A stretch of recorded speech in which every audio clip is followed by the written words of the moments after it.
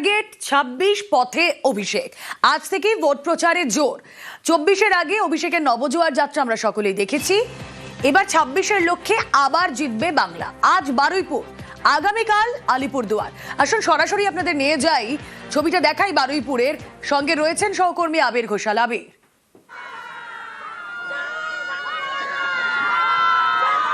দেখো, বারুইপুরের সাগর সংঘের মাঠে আর কিছুক্ষণের মধ্যেই অভিষেক বন্দ্যোপাধ্যায় এসে পৌঁছবেন। তার আগে দলের যারা কর্মী সমর্থকরা তারা ইতিমধ্যেই উপস্থিত হতে শুরু করেছেন। ২৬-এর বিধানসভা নির্বাচনের ক্ষেত্রে মহিলা ভোট বিশেষভাবে নজরে, এবং সেই মহিলাদের উপস্থিতি মাঠের মধ্যে যথেষ্ট লক্ষণীয়।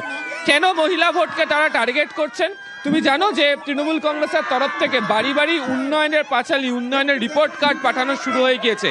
সমাজের যারা বিশিষ্ট ব্যক্তিরা রয়েছেন তাদের কাছে পৌঁছানোর কাজ তারা শুরু করতে চলেছেন।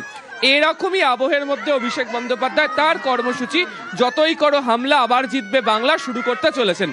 ২৩-এর পঞ্চায়েত নির্বাচনের মধ্যে দাঁড়িয়ে বা একটু আগে দাঁড়িয়ে তিনি যখন নবজোয়ার যাত্রা উত্তর থেকে দক্ষিণবঙ্গ জুড়ে করেছিলেন, তখন তিনি রাজ্যের মানুষের বিভিন্ন সুবিধা অসুবিধার আঁচ তিনি পেয়েছিলেন, যেখানে মূলত এই কেন্দ্রীয় বঞ্চনার ইস্যু বারবার ধরে সামনে আসে।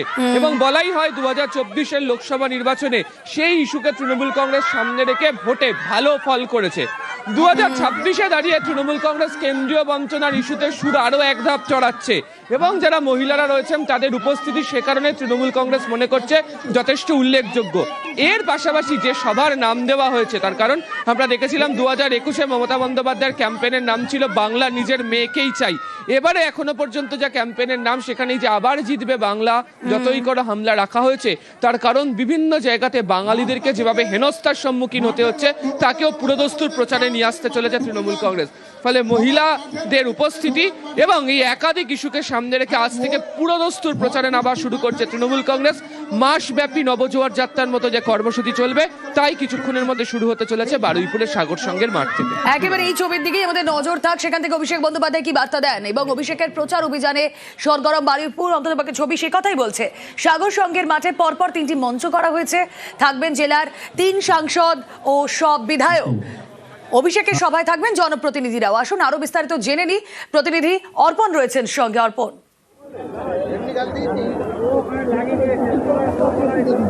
একদমই, দেখো, ইতিমধ্যেই যারা তৃণমূল কংগ্রেসের নেতৃত্ববৃন্দ তারা যেমন উপস্থিত হয়েছেন, একে একে জেলা পরিষদের সদস্য এবং পঞ্চায়েত সমিতির সভাপতি তারা আসছেন। ইতিমধ্যেই মঞ্চে উপস্থিত হয়েছেন বারুইপুর পূর্ব, যেখানে এই সভা হচ্ছে, তার বিধায়ক বিভাস সর্দার, সাংসদ বাপি মণ্ডল এসছেন, এবং তারপর প্রতিমা মণ্ডল এবং সঙ্গে সায়নী ঘোষ সবাই একে একে উপস্থিত হবেন। এবং আবির যে বিষয়টা বারবার বলছিল যে দক্ষিণ ২৪ পরগনা যে তৃণমূল কংগ্রেসের জন্য একটা শুভ, সেটা কিন্তু এই সভা থেকেই কিন্তু আরও একবার প্রমাণ হয়ে যাবে। কারণ ইতিমধ্যেই দেখা যাচ্ছে সভার বেশ কিছুক্ষণ আগে থেকেই কিন্তু যারা বিভিন্ন এলাকা থেকে, বিভিন্ন বিধানসভা থেকে গাড়ি করে যারা আসছেন, তারা ইতিমধ্যেই যে জায়গায় সাগর সংঘের যে মাঠ, তার যে এন্ট্রি পয়েন্ট, ইতিমধ্যেই সেগুলো কিন্তু মানুষের ভিড়ে প্রায় বন্ধ। বারে বারে যিনি বিধায়ক রয়েছেন বিভাস সর্দার বলছিলেন যে পুলিশের কাছে তিনি সাহায্য চাইছিলেন, যে যেভাবে গাড়িগুলো জ্যাম হয়ে যাচ্ছে, কর্মী সমর্থকরা তারা এসে পৌঁছাতে পারবেন না। অর্থাৎ যে আশা নিয়ে অভিষেক বন্দ্যোপাধ্যায়ের যে বক্তব্য, সেই বক্তব্য শোনার জন্য ইতিমধ্যেই দক্ষিণ ২৪ পরগনার বিভিন্ন প্রান্ত থেকে, সকালে অনুপ যেখান থেকে ছবি পাঠাচ্ছিল গোসভা থেকে, তারা নদী পেরিয়ে তারা রওনা দিয়েছেন। এবং কাকদ্বীপ, নামখানা, তার সাগর, সেখান থেকেও যারা ট্রেনে করে বারুইপুর স্টেশনে আসছেন, ক্যানিং থেকে যারা আসছেন বা গোসভা থেকে যারা আসছেন, তারা ট্রেনে করে চম্পাহাটি স্টেশনে আসছেন। সেখান থেকে পদযাত্রা সহকারে অভিষেকের এই মঞ্চে, অর্থাৎ সাগর সংঘের যে মঞ্চ ইতিমধ্যেই প্রস্তুত, জনপ্রতিনিধিরা তারা এসে পৌঁছেছেন, সেই মঞ্চের দিকে তারা আসতে শুরু করেছেন। এবার কিছুক্ষণের সময়ের অপেক্ষা, আর কিছুক্ষণের মধ্যে অভিষেক বন্দ্যোপাধ্যায় তিনি কি বার্তা দেন, তিনি কি নির্দেশ দেন কর্মীদেরকে, নেতৃত্বদেরকে, সেই দিকেই তাকিয়ে তৃণমূলের শীর্ষ নেতৃত্ববৃন্দ। বেশ,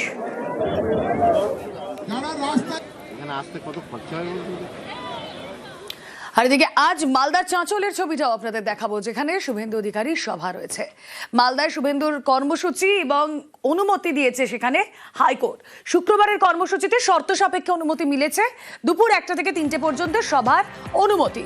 সেবক দেব শর্মা রয়েছেন সঙ্গে। সেবক, একদমই রুমেলা, তুমি যেমনটা বলছিলে, দেখো প্রথমে এই সভা নিয়ে একটা জটিলতা তৈরি হয়, এরপরে বিজেপি নেতৃত্ব কলকাতা উচ্চ আদালতের দ্বারস্থ হয়, তারপরে শর্ত সাপেক্ষে আজকের সভার অনুমতি দিয়েছে কলকাতা হাইকোর্ট এবং সেখানে বলা হয়েছে 1টা থেকে 3টের মধ্যে সভা করতে হবে এবং সর্বাধিক 9,000 জমায়েত করতে পারবে বিজেপি। পাশাপাশি 70টি লাউড স্পিকার ব্যবহার করা যাবে, এমনটাও কিন্তু নির্দেশিকাতে বলা হয়েছে।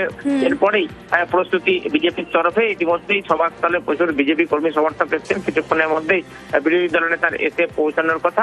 নিরাপত্তার কড়াকড়ি ব্যবস্থা নিয়েছে পুলিশ। রুমেলা, বেশ।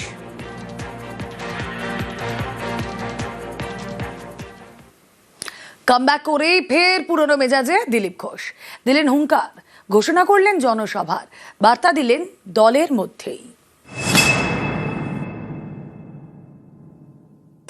আমার পার্টির তলার কর্মীরা তারা আমাকে কখনো বিক্ষোভ দেখায়নি কোথাও। বিশেষ পরিস্থিতিতে কিছু লোক বাইরে থেকে এসেছে, তারা ওই কালচারে বিশ্বাস। গো ব্যাক, কালো পতাকা, কখন কাকে দেখাতে হয় তারা ভুলে যায়, অভ্যাসটা রয়ে গেছে। সেরকম কিছু লোক করেছে, টিএমসি লোকেরা আমার চিরদিন দেখাতো, সেখান থেকে কিছু লোক ঢুকে পড়েছে, তাদের সেই অভ্যাস রয়ে গেছে। তো সেখানে তারা ঠিক করবে বিজেপির কালচার মেনে নেবে, এখানে থাকবে কি থাকবে না, কোথায় যাবে, তাদের সমস্যা। দিলীপ ঘোষের এটা কোনো সমস্যা না। কারো নাম না বললেও দিলীপ ঘোষ আসলে কাকে নিশানা করলেন সেটা তার এই মন্তব্যে স্পষ্ট বলেই অনেকের মত। আদি অনন্ত বলে কিছু নাই। আমি 10 বছর আগে এসেছি, কেউ 12 বছর আগে এসছে, কেউ 8 বছর 7 বছর আগে এসছে। কে আদি কে অনন্ত? পার্টি চলতে থাকলে লোক আসতে থাকবে, চলেও যায় কিছু কিছু লোক, এটা আমরা দেখছি। বাংলার ভোটের রাজনীতিতে বিজেপির বড়সড় উত্থান 2019-এ, সেই সঙ্গে পাল্লা দিয়ে পদ্মের ঘরে বেড়েছে আদিনব্বর দ্বন্দ্ব। বারবার শীর্ষ নেতৃত্বের তরফে বার্তা দেওয়া হয়েছে, নির্দেশ দেওয়া হয়েছে একজোট হয়ে লড়াই করার। তারপরেও পরিস্থিতি বদলায়নি। 21-এর পরে দলের অন্দরে ক্রমেই কোণঠাসা হয়েছেন দিলীপ ঘোষ। পদ গেছে, দাপট কমেছে। গত বছর দীঘার জগন্নাথ মন্দিরের উদ্বোধনে যান দিলীপ। তারপর বিজেপি কর্মীদেরই একাংশের রোষের মুখে পড়তে হয় দিলীপ অনুগামীদের।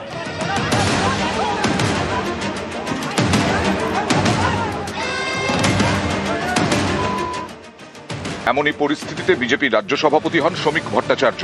দায়িত্ব নিয়েই বুঝিয়ে দেন দলে আদিনব্বর দ্বন্দ্ব বরদাস্ত করা হবে না। আমাদের এখানে কোনো ভেদাভেদ নেই, আমাদের এখানে কোনো বেঙ্গল লাইন দিল্লি লাইন নেই, আমাদের এখানে কোনো নেতার অনুগামী নেই। আমরা সবাই একটা প্রতীকের অনুগামী। ক্ষণিকের জন্য কোথাও দূরত্ব তৈরি হতে পারে, কিন্তু এর অর্থ এটা নয় যে সে দলের বাইরে চলে গেছে। এবার বিধানসভা ভোটের আগে দলকে ভোকাল টনিক দিতে বঙ্গ সফরে এলেন অমিত শাহ। সেই শাহী বৈঠকে ডাক পেলেন দিলীপ ঘোষ। প্রায় 1.5 বছর পর দলের কোনো শীর্ষ নেতার সঙ্গে দেখা গেল দিলীপকে। অনেকে বলছেন আদিনব্বর দ্বন্দ্ব মেটানোর বার্তা এতদিন শুধু মুখের কথা হয়েই থেকে গেছে, এই প্রথম কাজে দেখা গেল। এবং দিলীপ ঘোষকে সামনে রেখে অমিত শাহ বুঝিয়ে দিলেন বঙ্গজয়ে একজোট হয়েই ঝাঁপাতে হবে সবাইকে। গোটাটাই হলো 26-এর বিধানসভা ভোটের কয়েক মাস আগে।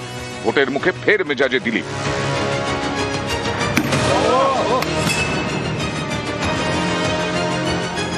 লড়াইটা এবার একটু অন্য আঙ্গিকে হবে। যেমন যুদ্ধ হবে তেমন হাতিয়ার লাগে। আজকাল যুদ্ধের পদ্ধতিও পাল্টে গেছে। পাকিস্তানে আমরা পা রাখলাম না, কিন্তু এয়ারপোর্টই গুঁড়িয়ে দিলাম।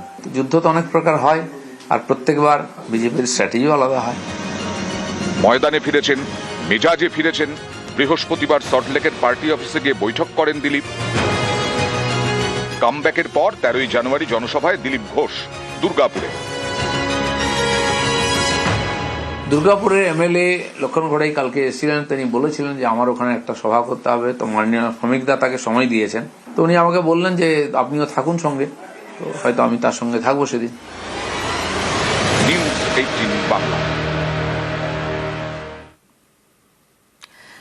লোকসভা আসন বদল, তারপরে হার। এরপর থেকেই দলে যেন কোণঠাসা দিলীপ ঘোষ। অমিত শাহের বৈঠকের পর সেই সমীকরণে বদল। নতুন বছরে ফের পুরনো মেজাজে দিলীপ ঘোষ। প্রত্যেক নেতার জীবনে এরকম পরিস্থিতি আসে, তো সেটা আমি আমার মতো লড়াই করেছি পার্টির কাজ করার জন্য, যে পরিবর্তন করতে হবে। তো পার্টি যদি মনে করে আমার উপযোগিতা আছে, প্রয়োজন আছে, আমাকে কাজ দেবে। বিজেপিকে জিতিয়ে ক্ষমতায় আনা পশ্চিমবাংলায়, এটাই আমাদের কাছে মিশন। আর আমি 10 বছর ধরে এটা নিয়ে কাজ করছি। নতুন বছরে পুরনো ময়দানে দিলীপ ঘোষ। অমিত শাহের সঙ্গে বৈঠকের পর ফের সক্রিয় বিজেপির প্রাক্তন রাজ্য সভাপতি। গত কয়েক বছরে বঙ্গ রাজনীতির ক্যানভাসে বারবারই ভেসে উঠেছে অভিমানী দিলীপের ছবি। 2024 লোকসভা নির্বাচনে আসন বদল করা হয় দিলীপের। মেদিনীপুরের সাংসদকে দাঁড় করানো হয় বর্ধমান দুর্গাপুরে, সেখানে হেরে যান দিলীপ। বঙ্গে লোকসভা আসনও 24 কমে যায় বিজেপির। এরপরই দলীয় সিদ্ধান্তের বিরুদ্ধে প্রকাশ্যে অসন্তোষ প্রকাশ করেন দিলীপ ঘোষ। পার্টির সিদ্ধান্ত নিয়েছে সেটা ঠিক ছিল না, প্রমাণ হয়ে গেছে। তো আমি বাকি জায়গায়ও করব, কিন্তু সংগঠন যেভাবে ঢিলে হয়ে গেছে সব জায়গায়, বুথে আমরা প্রথমে লোক খুঁজে পাইনি, খুঁজে দাঁড় করাতে এজেন্ট খুঁজতেও হয়েছে। বৃহস্পতিবার সল্টলেক পার্টি অফিসে ঢোকার সময় দিলীপ ঘোষের মুখে ফের সেই আসন বদলের কথা। আমার সবসময় পছন্দের আসন খড়গপুর। যখন থেকে আমাকে দাঁড়াতে বলা হয়েছিল আমি খড়গপুর বলেছিলাম, লোকসভায় তাই ছিল। গতবারে আমার পছন্দের বাইরে করা হয়েছিল, সেটা সবাই দেখেছেন রেজাল্ট কি হয়। আসন বদল, তারপর হার। এরপর থেকেই দলের সঙ্গে দিলীপের দূরত্ব বাড়ে। বিজেপির কোনো বড় অনুষ্ঠানেই দেখা যায়নি দিলীপ ঘোষকে। অনেকটা যেন কোণঠাসা হয়ে পড়েন। বাংলায় নরেন্দ্র মোদী এসেছেন, অমিত শাহ এসেছেন, কিন্তু মঞ্চে দেখা যায়নি দিলীপকে। আমাকে কর্মীরা ডেকেছিলেন, তাই আমি হ্যাঁ করেছিলাম। পার্টি ডাকেনি, হয়তো পার্টি চায়ও না আমি যাই, অস্বস্তি হবে, সেই জন্য আমি যাচ্ছি না দুর্গাপুরে মাননীয় প্রধানমন্ত্রীর সভা। এরপর গত বছর দীঘায় জগন্নাথ মন্দিরের উদ্বোধন। হঠাৎই সেখানে হাজির হন সস্ত্রীক দিলীপ ঘোষ। দলের সঙ্গে দিলীপের টানাপোড়েন চরমে ওঠে। কিছু লোক আছে যারা, বললাম না, পার্টিকে কবজা করতে এসে নতুন বিজেপি হয়েছে, তারা একটু ঝামেলা করার চেষ্টা করছে। এটা হবে না। আমরা রক্ত দিয়ে ঘাম দিয়ে পার্টি দাঁড় করিয়েছি, লক্ষ লক্ষ কর্মী বাড়িতে বসে আছে, এরাই কাজ করতে দিচ্ছে না। হঠাৎ বিজেপি যারা, তারা হঠাৎ এসছে হঠাৎ যাবে, বিজেপির কিছু যায় আসে না। প্রায় 7 মাস পর অমিত শাহের বঙ্গ সফরে বদলে গেল ছবিটা। ফের সক্রিয় দিলীপ, ফের পুরনো ময়দানে, পুরনো মেজাজে। সারা পশ্চিমবাংলা নয়, পশ্চিমবাংলার মানুষের জীবন নষ্টাগত, সারা ভারতবর্ষকে অশান্ত করে রয়েছে পশ্চিমবাংলা এবং এখানকার মাধ্যমে যে দেশ বিরোধী শক্তি বাংলাদেশ থেকে ঢুকে সারা দেশে ছড়িয়ে গিয়ে ইন্টারন্যাশনাল অ্যাক্টিভিটি করছে। এবং সারা দেশ তৈরি বাংলাকে পরিবর্তন করতে। অসম্ভব কি আছে পৃথিবীতে? রাজনীতির পরিবর্তন 1 মাসের মধ্যে হয়ে যাবে। বিজেপিকে জিতিয়ে ক্ষমতায় আনা পশ্চিমবাংলায়, এটাই আমাদের কাছে মিশন। আর আমি 10 বছর ধরে এটা নিয়ে কাজ করছি।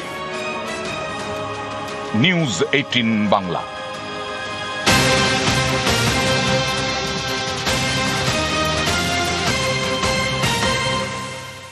আর এবার শ্রমিক ভট্টাচার্যকে দিল্লিতে তলব অমিত শাহ। বাংলা থেকে ফিরেই রাজ্য সভাপতিকে তলব।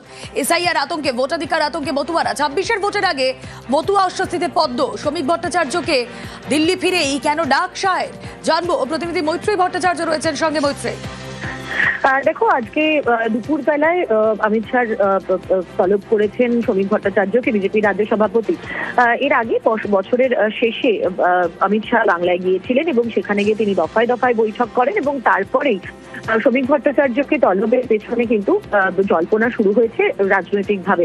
এবং কেন ডাক, এবং যেটা এখনো পর্যন্ত জানা যাচ্ছে যে মতুয়াদের যে ভরসা সেটা ফিরে পাওয়ানো, কারণ এই এসআইআর আবহে মতুয়ারা যথেষ্ট আতঙ্কে রয়েছেন, ফলে তাদের ভরসা ফেরানোর জন্য কি করা যেতে পারে এবং এসআইআর এর যখন শুনানি পর্ব চলছে সেই সময়ই বা দলের তরফ থেকে দলীয়ভাবে কি কর্তব্য এবং সংগঠনকে কিভাবে আরো পোক্ত করা যায়, সেই সব বিষয় নিয়ে কথা হতে পারে দুজনের বলেই কিন্তু মনে করা হচ্ছে। রুবেলা, ওকে।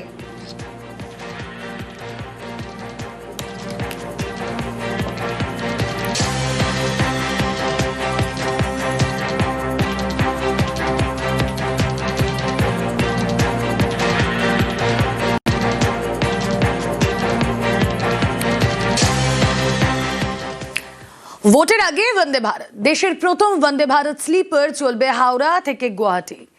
জানুয়ারির মাঝামাঝি এই ট্রেন উদ্বোধন করার কথা প্রধানমন্ত্রীর। আর কমাস পরেই পশ্চিমবঙ্গ, অসমে বিধানসভা ভোট। তার আগে হাওড়া গুয়াহাটি বন্দে ভারত স্লিপার উদ্বোধনের পেছনে ভোটের অঙ্ক দেখছে তৃণমূল। মানতে নারাজ বিজেপি।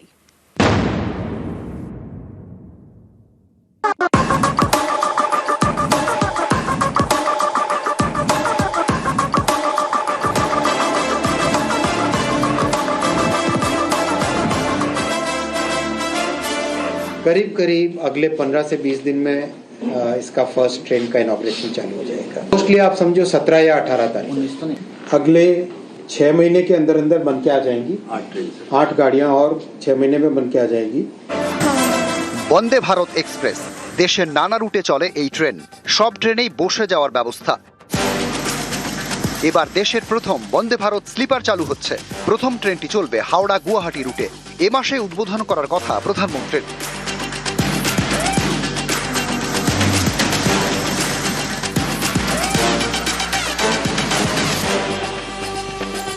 পশ্চিমবঙ্গের হাওড়া, অসমের গুয়াহাটি। হাওড়া গুয়াহাটি এই রুটে দেশের প্রথম বন্দে ভারত স্লিপার চালু হচ্ছে। তাৎপর্যপূর্ণ বিষয় হলো পশ্চিমবঙ্গ এবং অসম এই দুই রাজ্যেই আর কিছুদিন পরে বিধানসভা ভোট। এগুলো তো সব একটু ভোটমুখী, কিন্তু এগুলো আরো অনেক আগে হওয়া উচিত। রেলমন্ত্রী হিসেবে মমতা বন্দ্যোপাধ্যায় 2 দফায় বাংলাকে যা দিয়ে গেছেন তার তুলনায় এগুলো কিছু হবে না।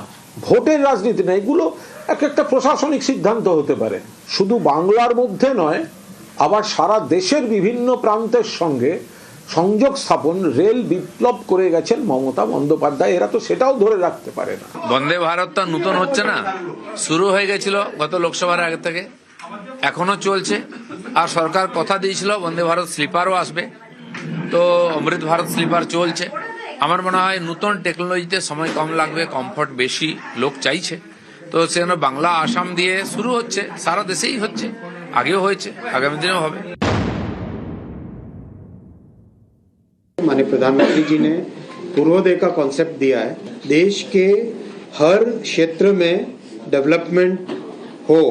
आप पुराने समय की अगर बातें करो, शताब्दी राजधानी वगैरह, तो केवल नॉर्थ और वेस्ट और साउथ इस तरह से सोचा जाता था।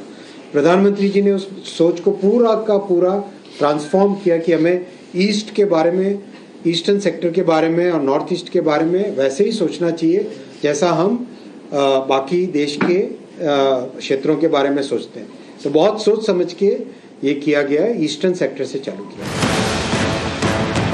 বন্দে ভারত স্লিপার, ঝাঁ চকচকে ট্রেন, সর্বোচ্চ গতিবেগ ঘন্টায় 180 কিলোমিটার।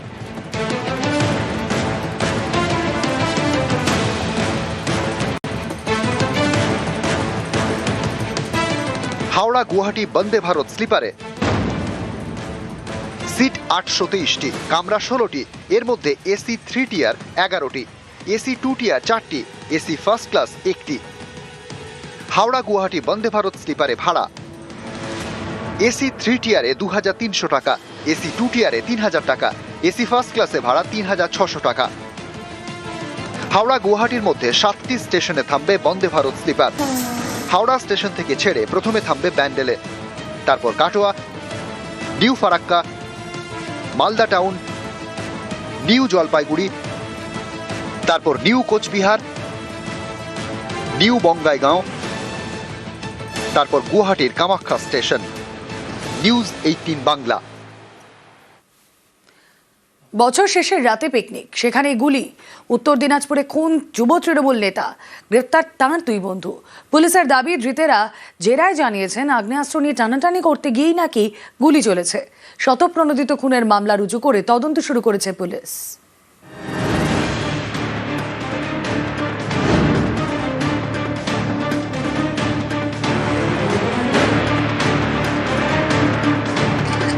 দু 2025কে বিদায়, 26কে স্বাগত। 31st নাইটে চলছিল পিকনিক, সেখানে চলল গুলি, খুন যুব তৃণমূল নেতা। উত্তর দিনাজপুরের রায়গঞ্জে নিহত বছর 37-এর নবেন্দু ঘোষ। তিনি ছিলেন যুব তৃণমূলের জেলা সহ সভাপতি। পুলিশের দাবি, তাঁর বুকে গুলি লাগে।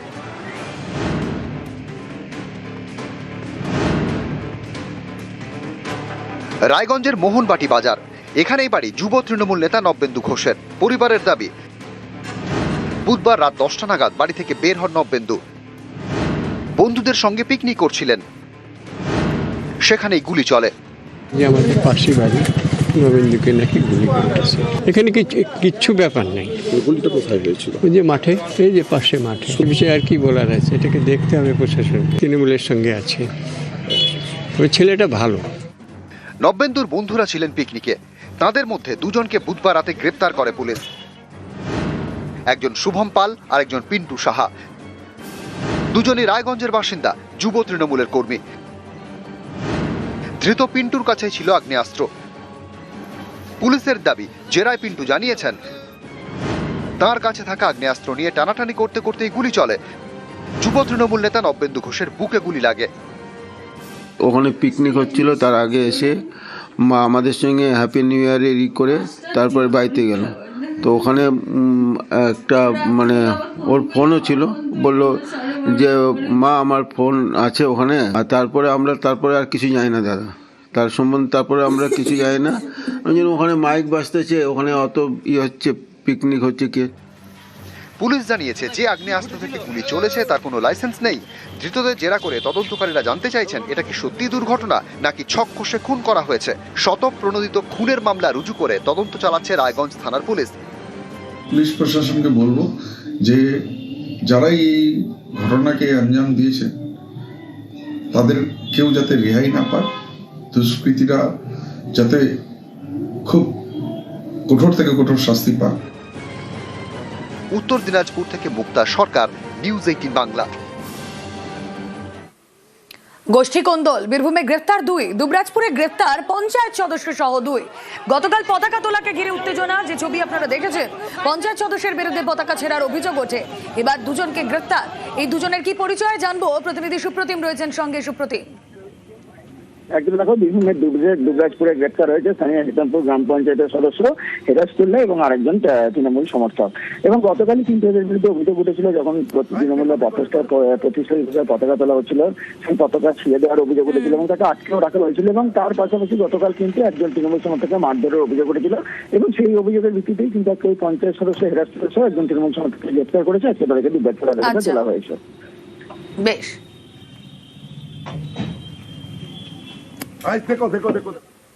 পানিহাটি মেলায় নাচ ঘিরে ঝামেলা, মারপিট, মৃত্যু।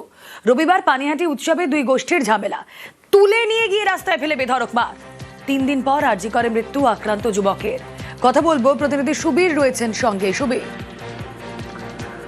দেখো, গত 28শে ডিসেম্বর রবিবার দিন পানিহাটি উৎসবে নাচ চলাকালীন সেই নাচকে ঘিরে কিন্তু বচসা হয় এবং সেই জায়গা থেকে তারপর মেলা শেষ হয়ে যাওয়ার পর তন্ময় সরকার যখন বাড়ি যাওয়ার উদ্দেশ্যে সে যখন যেতে থাকে, তখন সেই সময় মেলার বাইরে তাকে কিন্তু তুলে নিয়ে যায় কিছু যুবক এবং তারপরে কিন্তু অন্ধকার নির্জন গলিতে নিয়ে গিয়ে তাকে কিন্তু রাস্তায় ফেলে লাঠি ঘুষি থেকে শুরু করে বেধড়ক মারধর করে এবং এই ঘটনায় কিন্তু প্রায় 18 থেকে 20 জন মারধর করে বলে এমনটাই অভিযোগ তার ভাইয়ের। এবং তারপরে কিন্তু সে অসুস্থ অবস্থায় বাড়িতে গেলে বাড়িতে কিন্তু তার অসুস্থ অনুভব করে এবং তারপরে কিন্তু তাকে পানিহাটি হাসপাতালে ভর্তি করা হয়। সেখান থেকে আরজি কর হাসপাতালে নিয়ে ভর্তি করা হয় 30 তারিখ এবং 31 ডিসেম্বর কিন্তু সকালবেলা তার মৃত্যু হয়। এবং এই যে ঘটনা, অর্থাৎ তন্ময় সরকারকে যে পিটিয়ে খুন করা হলো, এই ঘটনায় কিন্তু ইতিমধ্যে 4 জনকে পুলিশ গ্রেপ্তার করেছে। দীপ অধিকারী, দেবজিৎ দাস, শিবম দাস ও আকাশ সরকার। দীপ অধিকারী এই কিন্তু মূল অভিযুক্ত। এর নির্দেশে কিন্তু এই হামলা চালিয়েছে অন্যান্য যুবকেরা, এমনটাই কিন্তু জিজ্ঞাসাবাদে পুলিশের কাছে জেলায় স্বীকার করেছে অভিযুক্তরা। 7 দিনের পুলিশ হেফাজত চেয়ে কিন্তু বারাকপুর আদালতে আজকে পাঠিয়েছে খর্দ থানার পুলিশ। এরকম সবাই মিলে লাথি মেরেছে, ওরা 22-23 জন লাথি মেরেছে রাস্তায় ফেলে। তারপর আমরা ওকে সারা মেলা খুঁজলাম, পুলিশ আমাদের ছেড়ে দিল। সারা বেলা আমরা খুঁজলাম, ওকে কোথাও পেলাম না। তারপর বাড়ি এসে দেখছি ওরকমভাবে পেটে হাত দিয়ে ও কয় দাপড়াচ্ছে। তো ওকে তখন জিজ্ঞাসা করা হলো যে তোকে কী করে এটা হয়েছে। ও তখন বলল যে তোরা তো ওখানে তোদেরকে পুলিশ ধরে নিয়েছে, আর আমি যখন পালিয়ে গেছি, হয়তো ওদের যাদের সাথে ঝামেলা হয়েছিল ওরা আমাদের সাথে একসাথে ওই দিক দিয়ে পালিয়েছে। তো হয়তো ওদের সাথে দেখা হয়ে গেছে কোনো কারণে, আর ওকেই নিয়ে চলে গেছে ওখান থেকে। বারাকপুর কল্যাণী এক্সপ্রেসওয়ের পাশে দেহ উদ্ধার, বাইকের শোরুমের সামনে থেকে দেহ উদ্ধার। রানা ঘোষ নামে এক যুবকের রহস্য মৃত্যু। ঘটনাস্থল থেকে উদ্ধার একটি বাইক। গতকাল বন্ধুর সঙ্গে বেরোন যুবক, কিন্তু তারপর কি হয় তার সঙ্গে?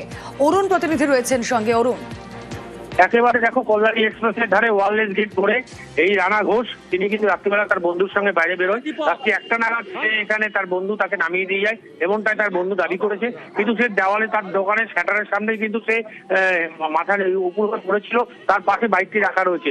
ঘটনাস্থলে মোহনপুর থানা পুলিশ এসছে এবং দেহ ময়নাতদন্তের জন্য পাঠানো হয়েছে। এলাকার লোকের এবং এলাকার লোক সকালবেলা বাইরে বেরিয়ে দেখে সে অচেতন অবস্থায় এখন মৃত অবস্থায় পড়ে রয়েছে। পুলিশ এসে তার দেহ নিয়ে যায়। কিন্তু এই ঘটনায় কিন্তু এলাকায় চাঞ্চল্য ছড়িয়েছে। এখনো পর্যন্ত পুলিশ কাউকে জিজ্ঞাসাবাদ করছে সবাইকে। বেশ। আমি তো জানি না, আমি এখানে ছেড়ে দিয়ে চলে গেছি। তারপরে এবার মাঝে মাঝেই হয় এটা, ও ওকে নয় পাড়ার মোড়ে ছাড়ে, নাহলে আমি ওকে ছাড়ি এটা। তারপরে আজকে সুমনদা সকালবেলা ফোন করে আমাকে বলছে যে আমাদের আজকে সকালে আমাদের সবার তারাপীঠ যাওয়ার কথা ছিল। হ্যাঁ, সকালবেলা আমাকে সুমনদা ফোন করছে, বলছে আয় রানা কোথায়। আমি জানি না, আমি তোকে ছেড়েছি ওখানে। তারপরে আবার ফোন করে বলছে যে এরকম ব্যাপার। পশ্চিম মেদিনীপুরের ডেবরায় নয়া রাস্তা। ডেবরার পানিগেরিয়ায় আদিবাসী গ্রামের নয়া রাস্তা অনগ্রসর শ্রেণী কল্যাণ দপ্তরের সচিবের উদ্যোগে রাস্তা। বিডিওকে দ্রুত রাস্তার কাজ শেষের নির্দেশ। কথা বলবো প্রতিনিধি দিগ্বিজয় রয়েছেন সঙ্গে। দিগ্বিজয়, দেখো, মাস কয়েক আগে ডেবরার আদিবাসী অধ্যুষিত এলাকা পরিদর্শনে এসেছিলেন অনগ্রসর কল্যাণ দপ্তরের যিনি সচিব রয়েছেন সতেন্দ্র লামা, এবং তিনি হঠাৎ করেই ডেবরার যে পানিগেরিয়া রয়েছে সেই এলাকায় কতটা উন্নয়ন হয়েছে আদিবাসীদের সেই তা পরিদর্শন করতে যান, এবং সেখানে গিয়ে দেখেন যে একটি রাস্তা সেটি অসম্পূর্ণ রয়েছে, এবং এলাকার মানুষজনও কিন্তু দাবি করেছেন যে রাস্তাটি দ্রুত সম্পূর্ণ করার। এবং তারপরেই সচিব নির্দেশ দেন বিডিওকে, এবং দ্রুততার সঙ্গে প্রায় 4 লক্ষ টাকা ব্যয়ে সেই রাস্তাটি তৈরি হয়েছে। প্রায় 10 দিন আগেই তা সম্পূর্ণ হয়েছে, এবং ওতে যথেষ্ট খুশি এলাকাবাসী। ওকে।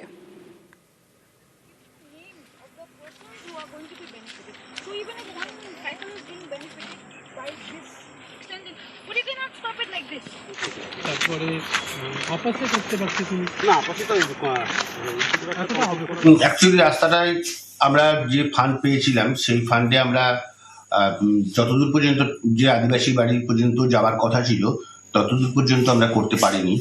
আর তার পরবর্তী ক্ষেত্রে principal secretary tribal development department এসেছিলেন, উনি ইনস্ট্রাকশন দিয়েছিলেন ওটাকে যেহেতু রয়েছে বোর্ডটা ওই আদিবাসী বাড়ি পর্যন্ত, অতটুকুই করা উচিত। তার বেসিসে আমরা পঞ্চায়েত সমিতি ওর ফান্ড থেকে বাকি যেটুকু রাস্তা বাকি ছিল সেটুকু কমপ্লিট করেছি।